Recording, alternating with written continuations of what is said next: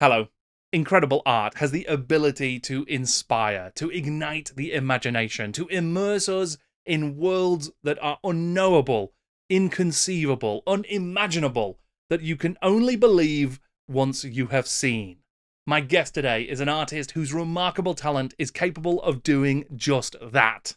Having worked at the likes of EA Mythic on games like Warhammer Online, he has gone on to create a universe that is absolutely incredible. One that is igniting the wargaming scene and has got incredible numbers of people very excited indeed. It is called Trench Crusade, and it has already inspired its own range of miniatures.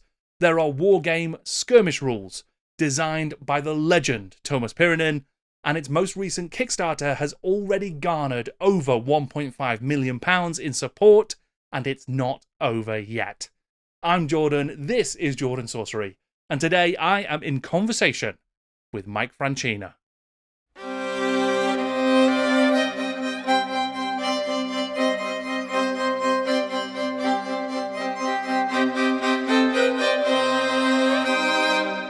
Mike, thank you so much for joining me. I like to start just by getting a bit of an understanding of how you essentially got started in your kind of creative career. So, like, when did you become an artist? How did you begin making art? Yeah, thanks, Jordan. Thanks for having me on. I love your channel. I think I've watched like all of your episodes. So this is like a real pleasure for me, and like a real honor to be on this show because you've had some like incredible legends. So thanks for having me on. Oh, well, thank you for joining, man. Yeah, I appreciate it. But yeah, the getting started drawing. Um, I have an older brother and he was really into drawing. And so I think that's really kind of where it started. Like, because he would draw stuff and I would draw stuff. I think he got like a Marvel, how to draw Marvel comics book at one point, or maybe my friend had that. And so I was into that.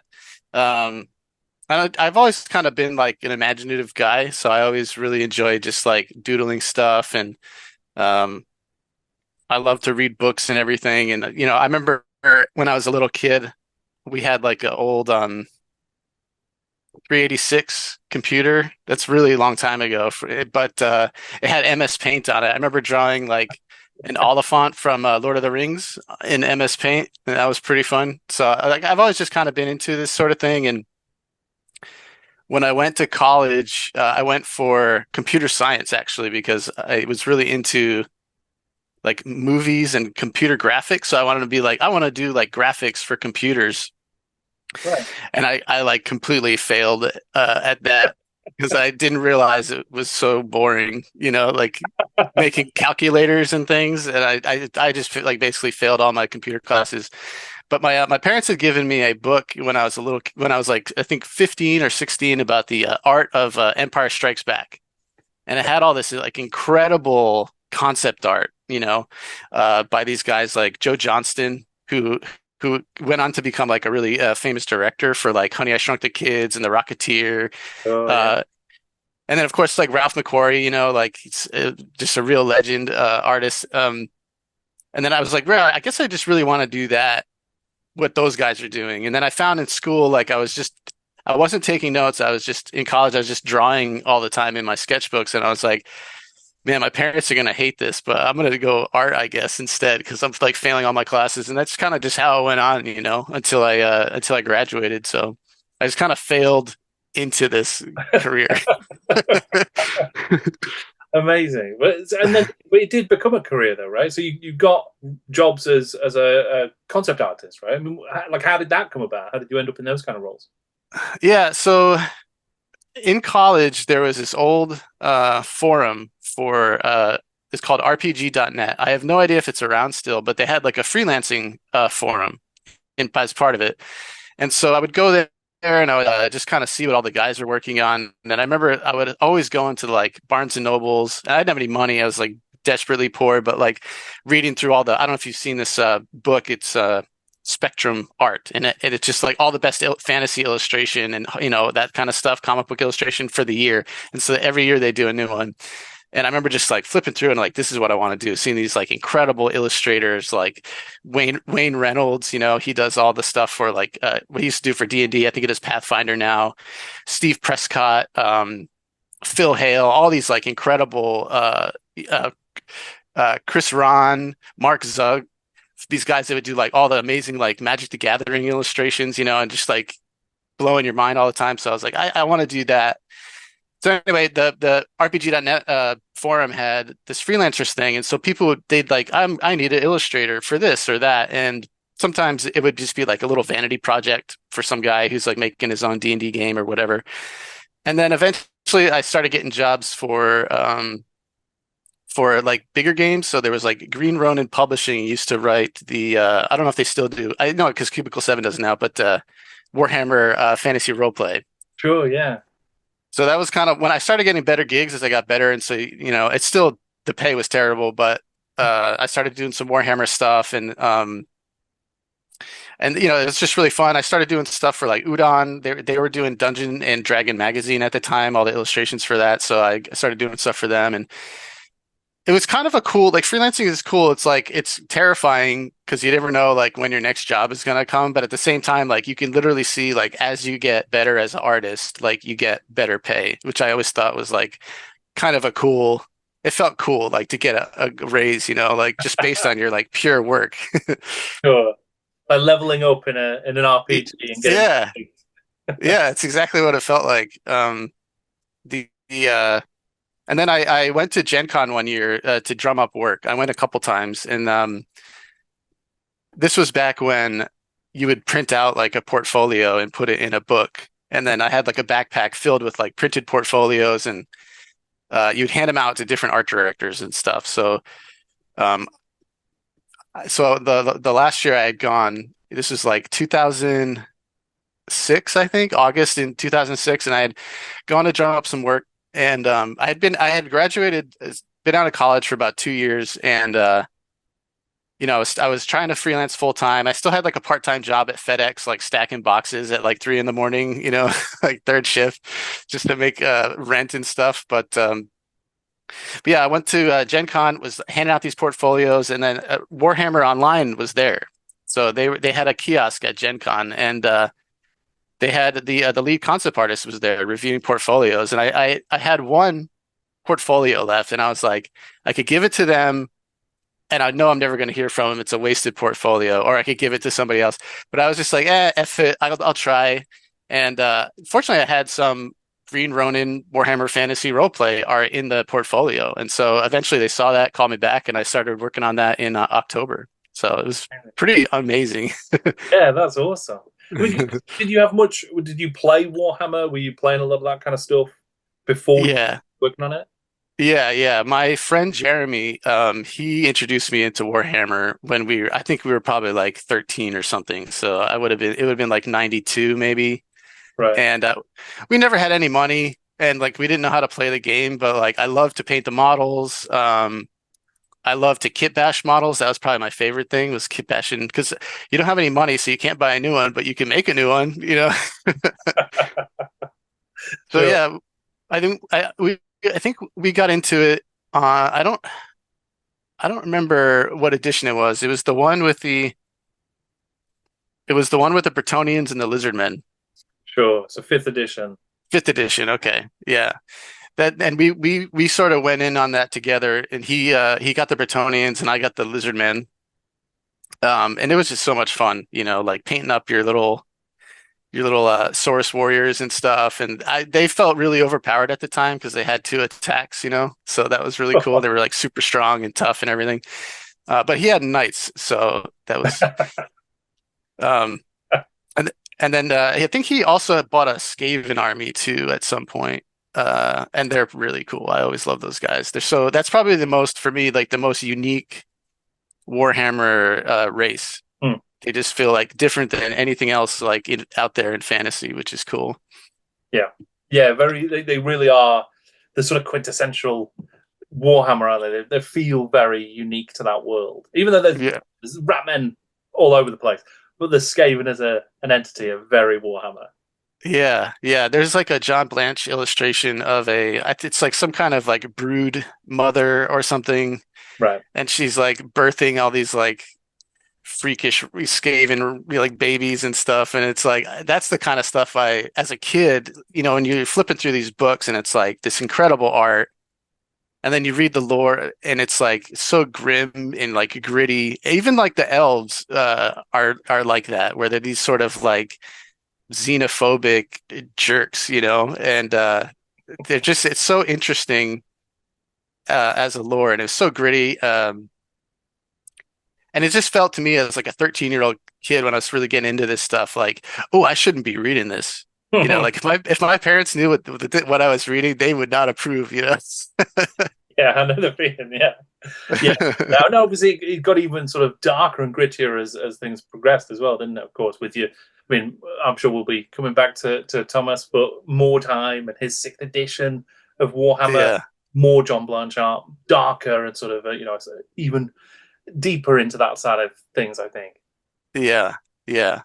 The I mean, even like the goofy stuff I love in Warhammer 2. Like one of my favorite games is Gorka Morka.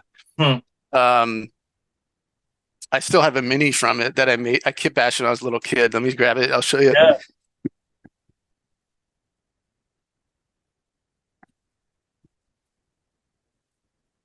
So this guy, he lost his legs. Can you see that? Oh wow, yeah. So he lost his legs in the dock. He replaced them with tank treads. So Oh wow, like a Davros orc, sort of. Yeah, yeah, that's awesome. Yeah. yeah. So I love the story part of that where like I mean I love the whole I heard like you were saying that Gorka Morka didn't sell well and things like that, but I really loved it Sure. because like and it's a shame. Yeah, it did sell well, but I think they just Mm, made so many copies, and it didn't do mm, well in the international markets, I think. So it sort of obviously put them in a precarious position because they'd yeah. overcommitted. But I It's mean, too do you bad. still play a lot of that kind of stuff? Is that still with you, that hobby? I I do not have a lot of time for that sort of thing. So I like buy minis and I like assemble them, but I never have time to play or really paint or anything like that anymore. Especially with like the Trench Crusade stuff, like I have zero free time Sure. whatsoever. I did buy a bunch of mini paints and with the intention of getting back into it, but I just ended up making like paintings with them instead. Like I didn't actually paint the minis, I just made like a painting. Amazing. So, I mean, you've been playing Warhammer. You've worked on Warhammer Fantasy Roleplay, the second edition. Now you're working at Mythic on Warhammer Online. So, I mean, what was that? What did that job entail? What were you actually working on there? Yeah, so as a concept artist, we were in charge of just kind of like designing all the characters, all the armors that your character can wear, environments, props, weapons, sometimes like things like skyboxes in the background, or and then I did a few of the icons that like you click on for your abilities and stuff. So that was actually pretty fun. But yeah, kind of like a little bit of everything, especially monsters. Monsters are always kind of like the sexiest thing to design, at least for me. And Warhammer has some great monsters. Sure. Yeah, absolutely. I mean, do you remember any specifics of those, like any monsters that stood out that you were working on? Yeah, probably I had designed a few of the I designed all the Nurgle spawn for Warhammer Online. So that was probably like the funnest especially the Nurgle one was probably like the most fun because I got to look up all this like really disgusting reference and use that in the painting. So that was kind of the probably the best monster to work on at the time. Yeah.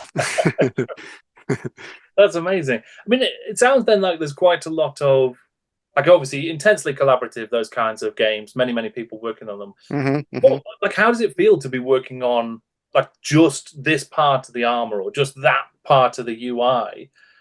Because I'm guessing you don't get quite the same level of like ownership or the kind of feel of a complete thing. Is that right? Is that fair to say? Yeah, I mean, you're part of like I think there was maybe like 200 people or something working at the company, maybe 300 at the time.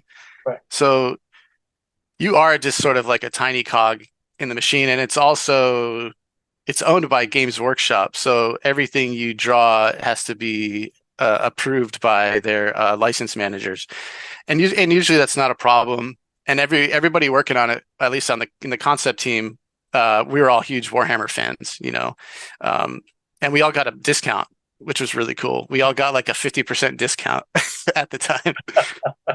So I remember Dangerous, going, I imagine. yeah, it was. I remember we went to, I think it was some kind of convention in Maryland, and they had they had like an official shop at the convention, and there was maybe like 5 or 6 of us who went together, and I spent so much money on Warhammer minis, and I eventually got the was it the Death Core of Krieg Hmm. resin Forge World resin guys. Those are really Sure. cool. Yeah, amazing miniatures those. Yeah, Yeah. yeah, but yeah, you're tiny. You're just like a tiny part of the equation, but it's still really fun, especially like as a young, because that was like my real first concept job, and I didn't really know what the hell I was doing. And some of the guys there were just like, I think there was 9 concept artists at the height of the project, and so these guys a lot of them are a little bit older than me, but they're like super talented, and you're learning from them every day, and it was like the best education you could possibly have in how to be like a good concept artist. Right. That's great. Were you there through the sort of most of the life of it, or did you leave before it kind of sort of fell apart a little bit? I was there from 2006 to 2000, I think like late 2008. I got laid off after the big recession thing that happened. But Right. I think the project had been around for maybe like a year and a half before I got there. Right. Um, so yeah, it was like in the kind of the main portion of it. But it was a really fun project. There's like some things like uh because they were really trying to chase after the sort of World of Warcraft money at the time. So everybody was spinning up MMO projects, and just trying to hope to get like a little of the cheddar. Um, so I think there was more we could have done to like make it feel more Warhammery. I'm always like make it darker, make it grittier. Uh, and the PvP was super fun. I don't know if you've played it. I didn't get it. No, I didn't get around to it. Yeah, they Yeah. there is a free one going on now. Like somebody's done like a free Oh, version of it. I don't know what the legality of it is, but it's up there somehow yeah, because it's a that you can private play it. server. Yeah, you can jump on, you can play. I mean, I Yeah, imagine a lot of the assets that you designed are presumably still in there as well, right? Some of I that's guess so. Yeah, I haven't played it, but I do like every now and again. Like, it'd be kind of fun to hop back in and look at my crappy designs from like 15 years ago. so. I mean, obviously, yeah, you left Mythic. At some point, you ended up working at Blizzard as well. So where World of Warcraft was created, what everybody Yeah, was creating. What yeah. projects were you working on over at Blizzard? I got hired to work on Diablo. They had just they had finished Diablo 3, and then I think they had put out an expansion for Diablo 3. And then I was working at this other place, and then I had they had asked me if I wanted to work on the project in like 2012, but I was at this other place, and we were spinning up some like new projects at this new place, and I was like it was pretty exciting at the time, but then over time they didn't really pan out. So my it's kind of funny. My friend, my brother had a friend in high school who he was a really talented artist. This guy Chris Amaral, and they were friends in high school, and they're like 4 years older than me. So like I didn't really hang out with them, but I was always like, oh, what are you guys drawing? Like trying to tag along and stuff. And it turns out Chris Amaral, he works at Blizzard Hmm. on the Diablo team. So I hit him up and like, hey, you guys asked me if I wanted to work there. Is that still open? And so he kind of hooked me up and helped me out, like get the job there. It was just kind of wild that he was like my brother's friend in high school. But the project was I mean there's like some unannounced stuff that I was working on that was really exciting, but that kind of fell through. And then we did some stuff on Diablo 3, like we did the Necromancer pack, um, and then we started working on Diablo 4. Right. That's great. Yeah. And Yeah. ultimately you actually did end up working on Magic the Gathering as well, right? So Yep. you mentioned that there's artists that you were reading their books and looking at their art and sort of saying, "Wow, these guys are doing the top end stuff," and then you end up working on one of the things that they were working on. What was that like? I mean, it was awesome. It was just like the reason I did it was that it was just kind of like a childhood dream to have like my art in Magic the Gathering. Like Yeah. the pay is not that good, which is kind of surprising for like a publicly traded billion-dollar company like Hasbro that built its back on basically the artists that design all the art for their game.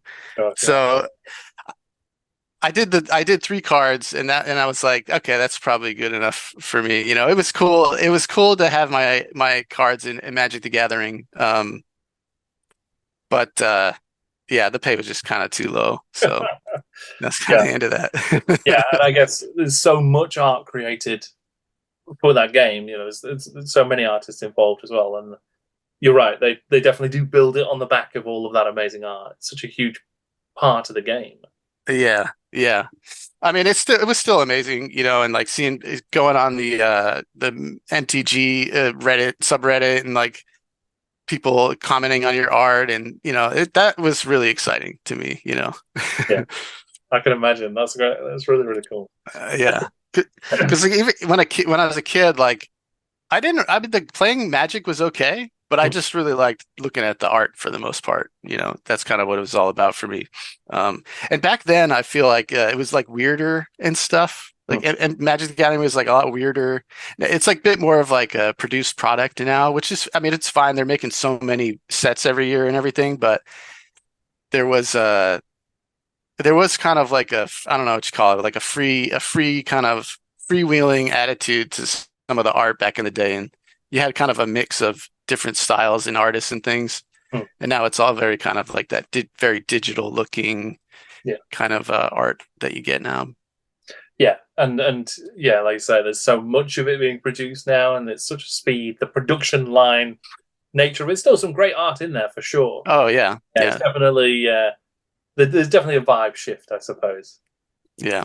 Yeah, and then I think it was 2016 you first created this Trench Crusade world. Can you tell me about the sort of beginning of that? What inspired it, and how did you first start with it? Yeah, sure. So my one of my friends at Blizzard, he had a sort of like an online like art like they taught on online art classes. And so like part of the draw was they would get Blizzard artists to do classes online, and people would pay to take your class. So I was doing a character design class. And so in order for like to get approved to be made, it like could never be like confused. So I had to basically design a character and show it to them, and it couldn't be confused for any of like the Blizzard products or anything like that. And and that was kind of basically the all the requirements that it had to be. So at the time, uh, I think we were working on Diablo 4, and I had always after Diablo 3 came out, and it was like very cartoony and bright, still a really fun game, but I always felt like it wasn't like a very good Diablo game in some ways, where like it wasn't gritty enough for me. It wasn't like people always call Diablo sort of like dark fantasy, but I always felt it was more like medieval horror, right? Where there's like a small distinction between those two, but like especially Diablo 1, where like it felt medieval horror to me because like in medieval times, of course, like the church is this huge, powerful entity.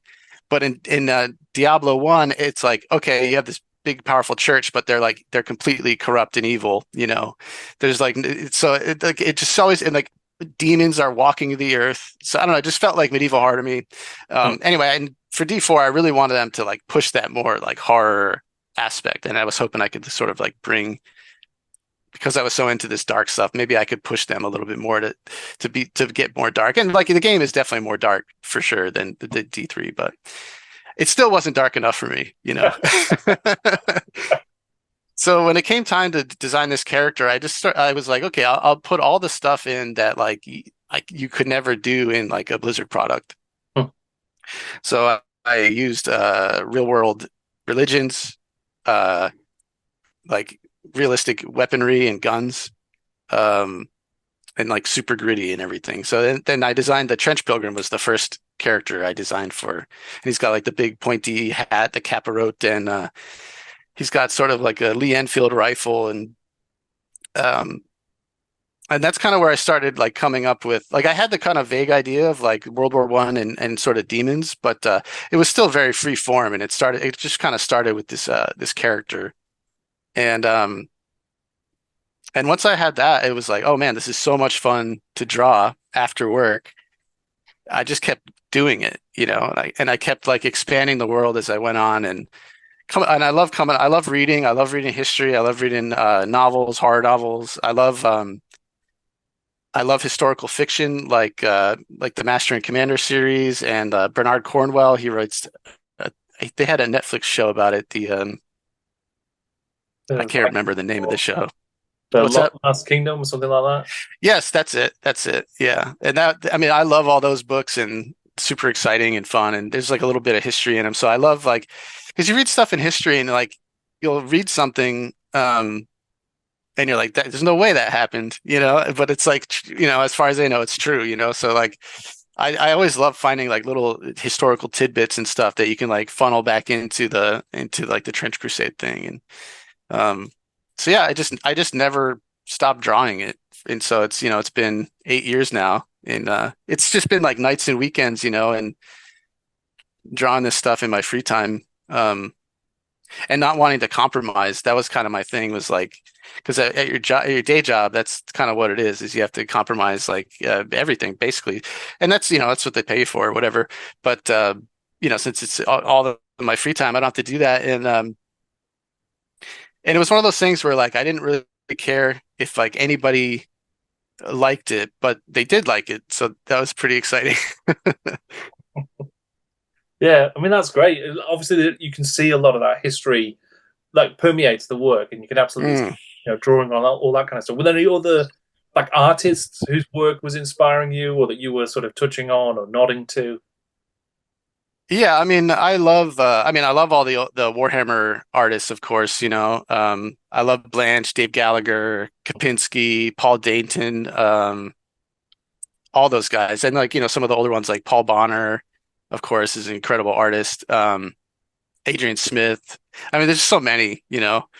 But I love all those guys and like they're sort of like bleak vision for these worlds, you know. And yeah, probably my favorite Warhammer painting is probably the one. I mean, I have a couple, but I think Karl Kopinski painted it of the I forget what their name was. Maybe it was the Witch Hunters. Right. And there's this like huge weird tank in the background, and there's like a penitent engine in the foreground, and all these sisters Repentia, and like there's like a witch hunter like looking all cool in the background, and just like that to me is just such a perfect image, you know. Sure. Yeah. Yeah, just absolutely, just so much character to it, and there is that darkness to it as well. But there's also absurdity, isn't it? It's very over the top at the same time. Yes, yes, and like it's like edgy in like a fun way, and just like it's just great, you know. It's just like it's so much fun, and you know, and John Blanche's illustrations for Mordheim and John Wigley as well. There's an illustration of Mordheim of. I think it's like a pig in armor riding like a flea. Sure. Right. I think John Wigley painted that one, and that's probably another one of my like all-time favorites because it's just like so freaking weird, you know. Yeah, there is some amazing oddness to the Mordheim art in particular, isn't there? Some really inventive things. Yeah.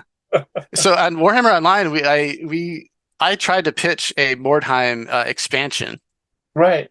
And I even did some art for it, but the company basically went under. So it would have been cool, though. It would have been really cool. Amazing.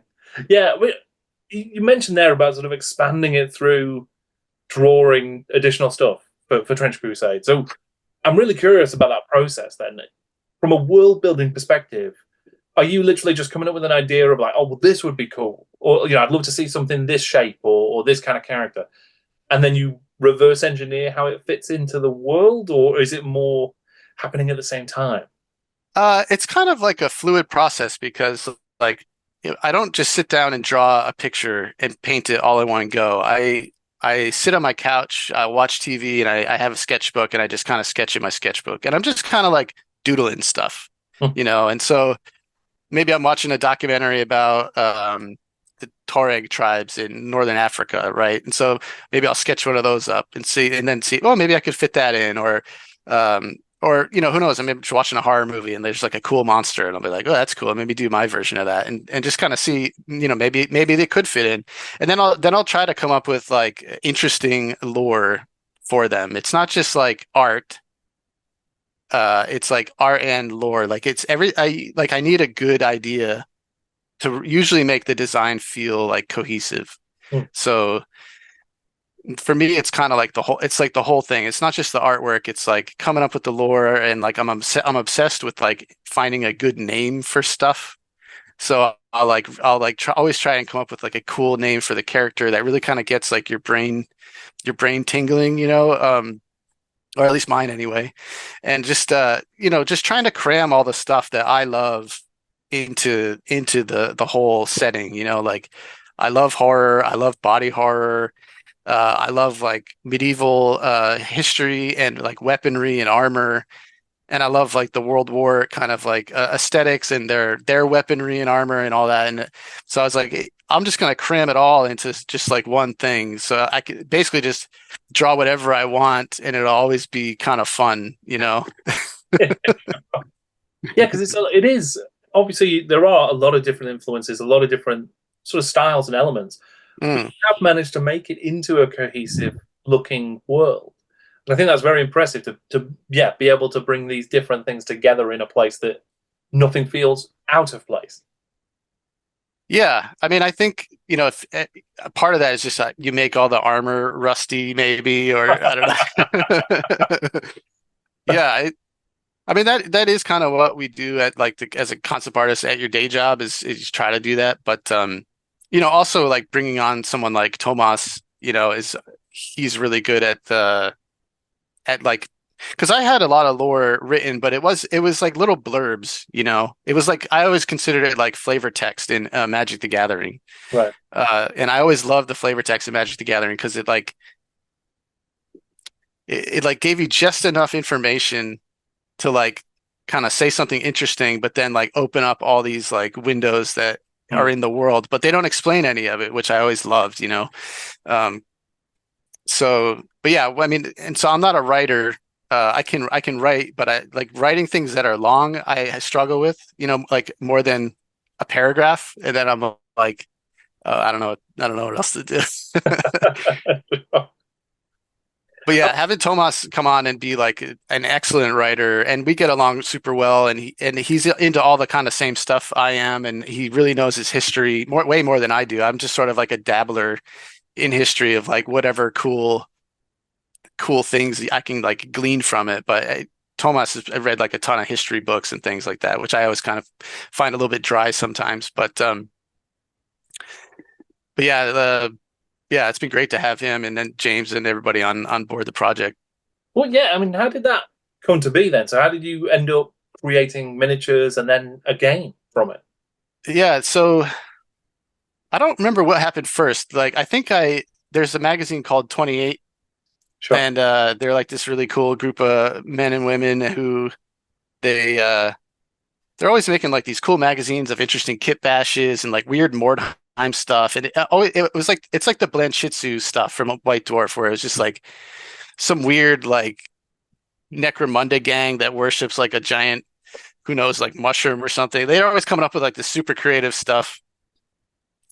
And they had asked me to do an interview with them in their magazine. So basically, it was just like a couple page interview. And after that, they put some of your artwork in there. And there was a lot of people looking at the Trench Crusade art at the time on like Reddit and stuff and seeing it. I posted to social media a lot. And eventually James hit me up kind of out of the blue, asking if I would want to have some of them turned into minis. And I was like, I didn't know who he was. Uh, but then I kind of looked at who he had worked with on some other projects, and he had worked with Ian Miller, who's a legend. And so I was like, okay, this guy, and he runs some successful Kickstarters and stuff. So I was like, okay, let's do this. It'll be fun. And so we did a little Kickstarter for like I think it was like 6 biddies or something, and it went pretty well. Like we made some decent money, and then at the end we were like, hey, let's maybe we should make like a tabletop game, but like neither of us are designers at all. But we had some money from the Kickstarter, and we thought like, well, maybe we could just kind of funnel that into the game. And then James, through the 28 connections, he had because they must have interviewed Tomas at some point in the magazine, and James probably talked to him. He actually asked Tomas if he'd want to design our game, and then Tomas, I think he looked at the art and he had seen we had done like a successful Kickstarter, and he actually like agreed to do it. It was a real big surprise to me and James too. Like he is a legend. Absolutely, yeah, yeah. So then he came on board, and then the sort of project kind of came together from there. Yeah, I think this would have been in maybe like close to maybe December 2002, maybe Right. that he came on board, and then we've basically just been working on it ever since, like nights and weekends and everything. And yeah, I mean, it's been a real treat, to work with these guys. And um, like one of my favorite thing is to like bounce around ideas and come up with like wacky lore. And like Tomas is really great for that. And Tomas, sometimes he might need like a type of model or a type of character to fit in the game, to maybe like fill like a gameplay balance thing. So then we'll work together and like come up with a cool look for it and come up with a cool lore and stuff. And that's always like the most fun. Yeah, yeah. I'll bet that is great. I mean, it's different having to move into a sort of more.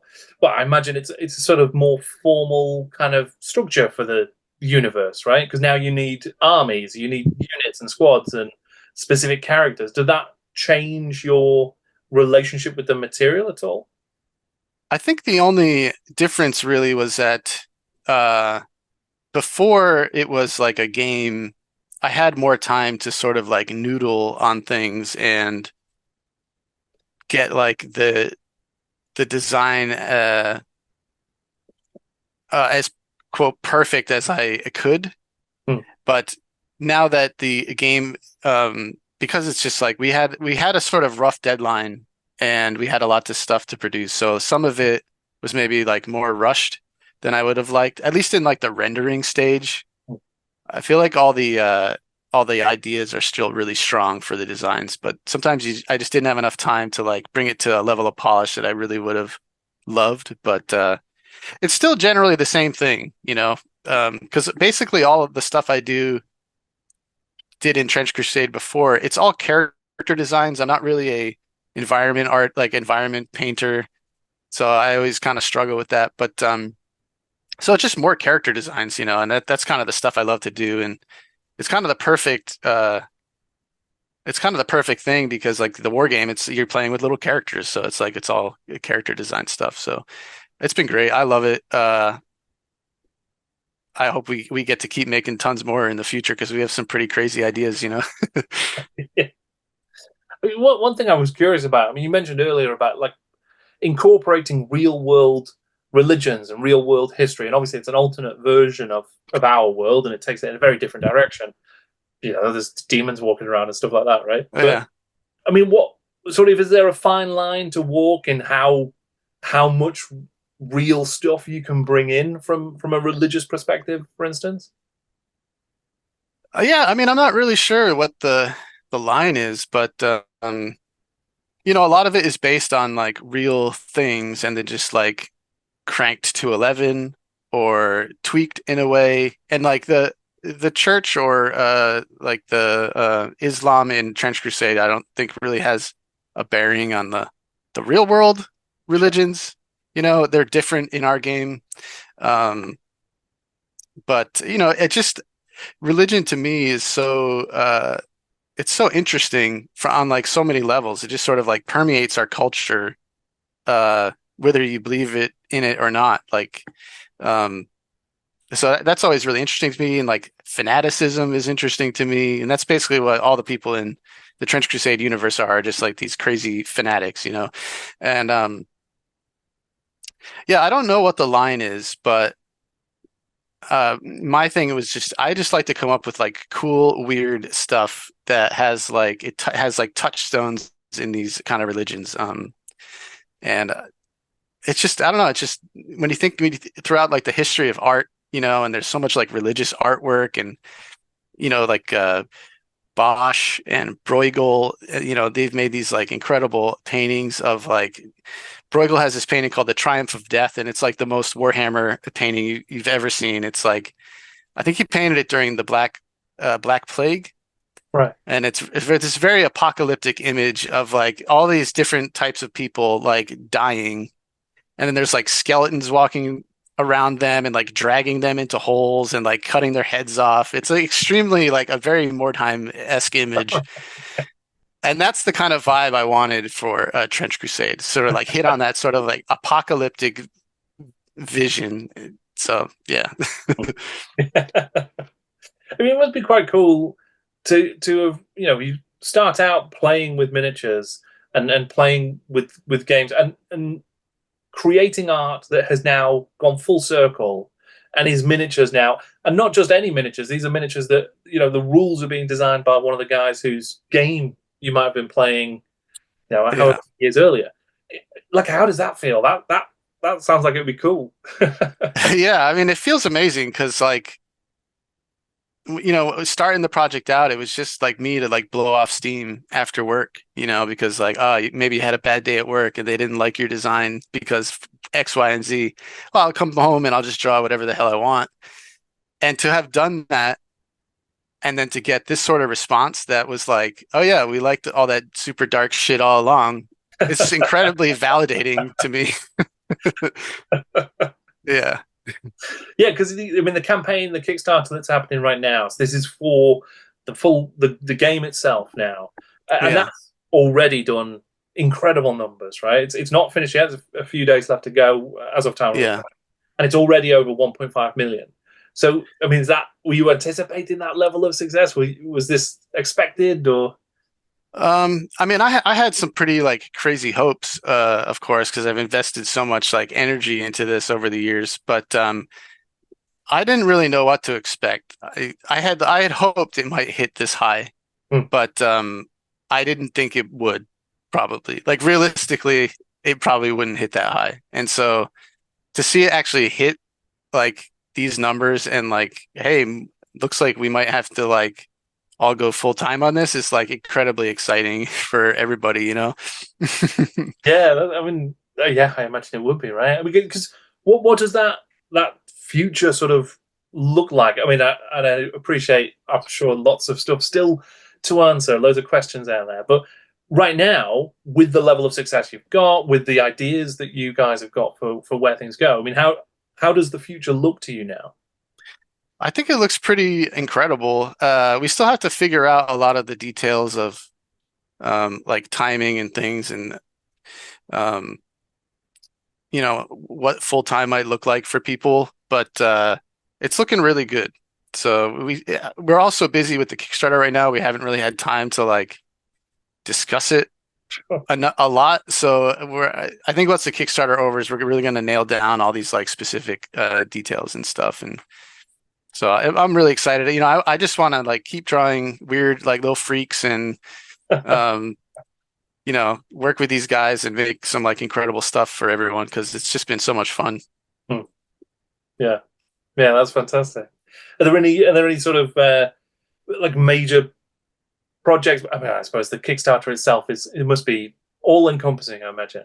But were there any kind of I want to look at, you know, this kind of faction, or I love that type of history, so I kind of want to drill into that. Is there anything like that's out there that you think you would love to bring in the future? Yeah, I mean, there's a bunch of stuff that I had made prior to like Tom us coming on and that I would love to bring into the game. There's like a couple of factions. There's like the Path of the Beast, which are like these weird sort of imagine you sort of like for you forego your humanity and you just rut and devour everything you see, and like that's the kind of one of the hell factions, and they're kind of like these horrible like mutated skin freaks that like they're just really gross, and um so that would be fun. I would like to bring them in. So I kind of always pictured that maybe there's some sort of like Khorne-esque Hmm. kind of faction where I love the Khorne guys, the Khorne berserkers, and Karn. He's probably one of the coolest Warhammer minis of all time. Karn the Betrayer. Yeah. Yeah, so I think that would be really fun. There's another faction that I'd love to bring in called the Temple of the Metamorphosis, and their idea is that when all the angels fell to hell in the Great Rebellion or whatever, one of them landed near this like strange artifact that had that like a sort of doorway, and maybe there's like beings beyond that are sort of like Lovecraftian type stuff, so that might be fun. So Yeah. their whole shtick is that it was the idea is they're always trying to like transcend their form. So they're like an insect, they're like molting continuously. And so like imagine human insect hybrids that are like splitting open and you know, really gross stuff. Yeah. Well, cool though. Very cool. I mean, definitely feels like you're leaning into that. Like you were saying way back when. Always go darker. Like let's find something that's a little bit darker and push the envelope. There's definitely Yeah. for that going on, right? Yeah. I mean, one of the things this is maybe just like in my personality because I like to sort of like provoke a little bit, and like not just be like a safe. When I was a little kid, I would get in trouble a lot because I'd be like talking about something and it would be probably pretty some gross thing I read in a book, and my dad would be like, "Don't say it," and I had to say it, like I just had to say it. Like once he said, "Don't say it," it's like it's over now, and I'd always get grounded and stuff for that. So That was brilliant. I mean, you mentioned before actually just about like horror movies and sort of loving horror and that kind of stuff. Are there any favorites or any major influences you think that are out there? I mean, my favorite horror movie is probably Alien, the first the Alien movie. It's just like the perfect movie. Uh, it's like disgusting and uh, it like messes with you, and like like the whole life cycle of the alien is so horrible. Mm. And like the movie itself, like they didn't really explain anything. Like what are where did this stuff come from and all that. And so it was this big mystery and it was so powerful, They just kind of hinted at stuff. Mm. So that's probably my favorite horror movie. I mean, I also uh I love the American remake of The Ring. I Right. think that's also like a perfect horror movie. Um and that has similar things too, where like nothing it's like inexplicable how like it works, like how like the curse works. And I feel like in a lot of American horror movies, they tend to want to like explain how things work. There's like a logic to it, and a lot of the Japanese horror movies, there's not necessarily a logic to it. It's just kind of I totally agree. And I think the idea that both Alien and The Ring, I think you get enough logic for things to make sense sort of internally, but then, like you say, nothing is explained beyond it, right? And that's yeah, kind of it leaves this unknowable horror that elevates things and really does add to it. And like you say, that there's a lot of Japanese yeah, horror that does exactly that, and it's great. yeah, So yeah. I have really enjoyed chatting to you, Mike, and I think hopefully, well, I think we know now that Trench Crusade is here to stay and is going to make a massive splash and is very exciting. A lot of people really looking forward to it. So I'm sure there'll be plenty of opportunity to chat again in the future and talk more about how Trench Crusade develops and evolves. Um, Okay. but yeah, thank you so much for joining me and coming and chatting because it's been great. Well, thanks for having me, Jordan. This was great. Yeah, and I'm looking forward to more of your videos. Well, hopefully there'll be time to do some videos about Trench Crusade at some point as well, because I think it's such a rich world that it definitely bears some. Let's explore it in a bit more detail, because it's really good fun. So, yeah, lots to look at, I think. Yeah, I mean, that'd be incredible. Yeah, thanks for having me on, man. Awesome. Thanks so much, Mike. Massive thanks to Mike for sharing so many incredible stories and perspectives. It was a genuine joy to chat. Thank you so much.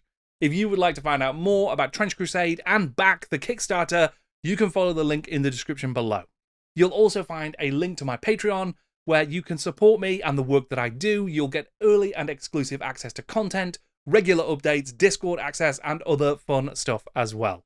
It is the only way I'm able to keep doing this work, so I greatly appreciate it. And I really appreciate likes and comments and subscriptions here on YouTube. They are enormously important as well. You can listen to my interviews as a podcast. Just search for In Conversation with Jordan Sorcery wherever you get your pods. You'll also find the GW Books Club and the GW Films Club podcasts on those platforms as well. I think they're really fun. Give them a listen if you fancy. I would like to thank Mike once again. Thank you for watching. I'm Jordan, and this is Jordan Sorcery.